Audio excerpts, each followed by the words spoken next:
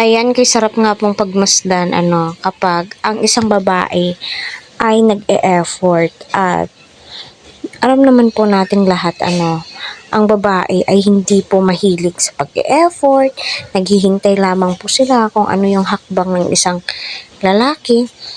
So syempre, dito sa video ito is matutuwa ka po talaga dahil nga na-appreciate ni Eds yung effort po ni Viancy.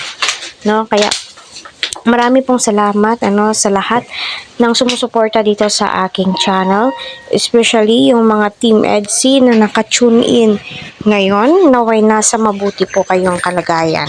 Naway patuloy po nating suportahan si Kalinga Prab, Kuya Val, at ang buong Team Kalinga. Huwag po natin skip ang kanilang ads para sa ganun nga po ay marami pa pong kababayan po natin ang kanilang matulungan.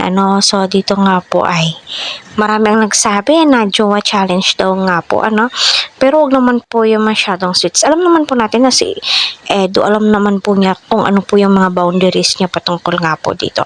At game na game naman po itong si Viancy. At ang nakakatuwa nga din po dito ay malaki na po yung improvement ni Viancy, which is natutuwa yung mga supporters, kasi nga tila'y nagbunga po yung ginagawa ni Kalinga Prab, kasi alam naman po natin nalikas nga pong mahiyain itong si Viancy.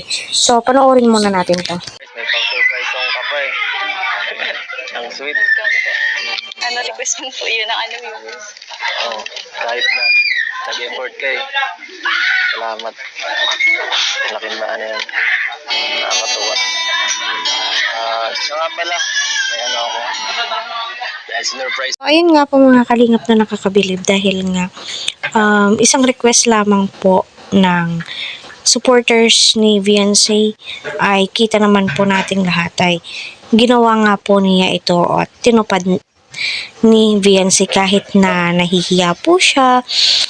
So normal lamang po yan na mahihiya, lalong-lalo na nag-a-adjust pa po itong si Viancy. Gayun pa man, naway suportahan po natin, naway mag-viral nga po ang kanilang video kasi nga sabi po ng iba maliit pa po yung views ni Viancy, hindi pa daw po pumapalo talaga